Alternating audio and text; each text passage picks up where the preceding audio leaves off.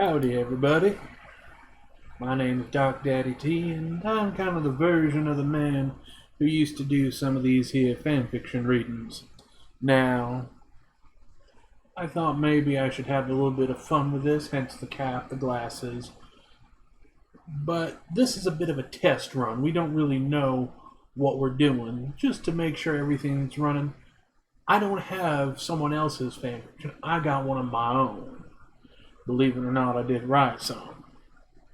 Pardon me, my nose is itching something fierce. So, we're going to start this off, and if all goes well, I'll put it up on the YouTubes, and we'll go from there. This is a man's dream, based on Sid and Final Fantasy VII. Everyone knew Sid was truly emotional only when he was silent. Normally, the patriarch of the group would swear and swing his spear with abandon. When he was really hurt or dealing with something, all the noise would stop, leaving one to think what was done to mute the pilot. Cloud and Tifa saw it on the wing of the tiny Bronco. After all, for his dream, he was essentially resigning by attacking Palmer like that. Resting his chin on his knees, even the brooding one thought he had gone overboard for something seemingly inconsequential. Once they had made it to Wutai, he brushed his old pants of any dirt that had gone on the trip with him, lit one of his many cigarettes before stomping on his way. Shara saw it after the first failure at the launch site. She had gotten caught, and the window to launch was so slim she knew it was going to be tight if everything was perfect. Him stopping it all just to make sure she was not hurt was a statement of his character that she wasn't expecting. Working with Shinra, one had heard the sort of schemes that would be put into play just to get something done. Sid was different, as her life was found to be more valuable than his dream. Looking on the pilot's cockpit on the terminal, the burning energy he usually carried was snuffed out as he dropped to his knees, clutching his spear. The expression of somber pain tore at her as everyone else wondered why they didn't just wait until the next window. Hindsight being perfect, though, she would guess he knew more than the rest of them. All the setbacks that would soon start taking place, he would just swear up his usual storm to get his men moving that little bit faster, but every time the company had to contact him about his baby being on the chopping block, it was another point for him.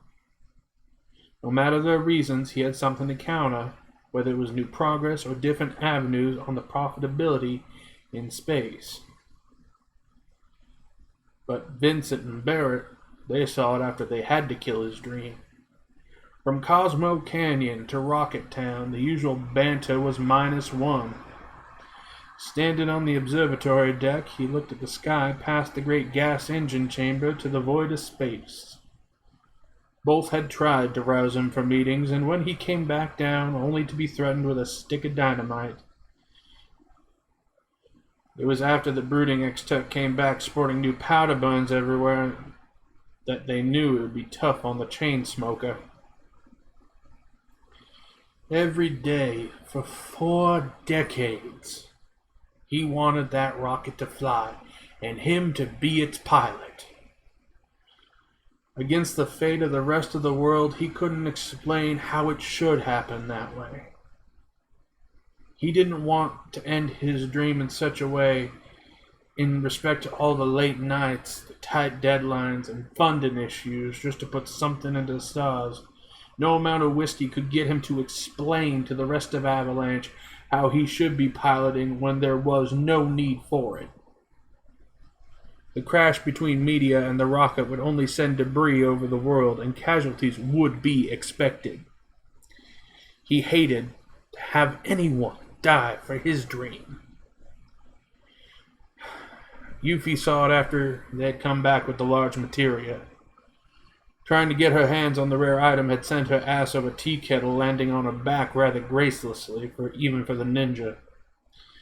Hearing Kate Sith blown up with a stick of dynamite did not help prove Reeve on the other side that he was stable enough to continue. And Red 13 saw it with Kate Sith trying to gauge if the oldest of them can continue. Questioning if he could go on brought around a sparring match and refereeing the match between him and the Cub. Reeves sat watching the screens as the report of the pilot sat on his desk back at the Turk HQ. Looking it over, he knew about all the pain he had gone through, from the shattered knees and chronic pain to pulled tendons and the ripped muscles. When he fought to prove his worth, Sid bested the younger beast with little more than a couple seconds of effort. He was the man to beat in short-range combat. In the Northern Crater, he made sure he was going to be on the team to end Sephiroth. Vincent and Tifa rounded the group going into the final battle, as the rest of them waited in position in case he tried to escape. Before crossing the final threshold, Tifa stopped to ask him a question that everyone wanted the answer to. Why? Lighting on his dwindling supply of cigarettes, he took a drag before answering. Every day, since I was a child, I had wanted to fly. As I grew into adulthood, my dreams grew as well. My life was centered on being the first space pilot, flying something of my own design. Now, while all of you have lost someone, you have something to hold on to. For me, though, everyone in my family died long ago. I'm not a spring chicken, and I know I don't have enough time to try again from scratch. Everyone heard the emotional response, letting it sink in for a moment before he continued.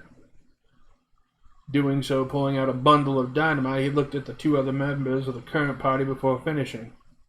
So I'm gonna take all the lost nights and days that cost me out of his sissy white head, one shot at a time, and then I'm gonna kill that little creep mother.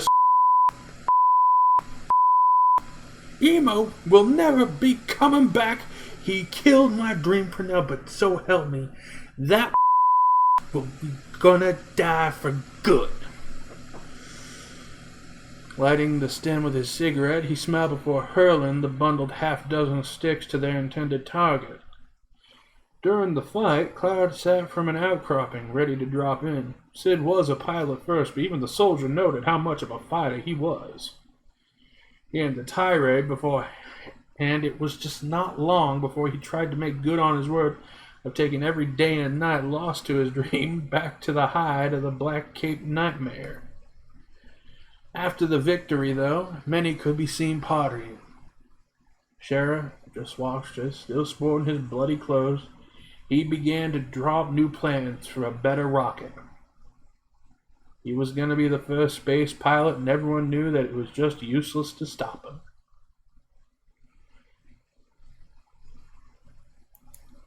Okay, well, there we go.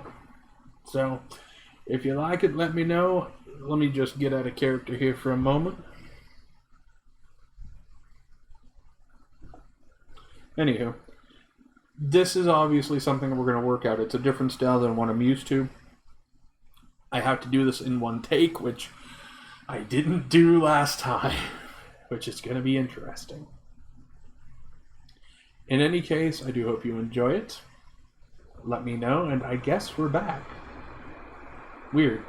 Anywho, thank you for joining me. Bye.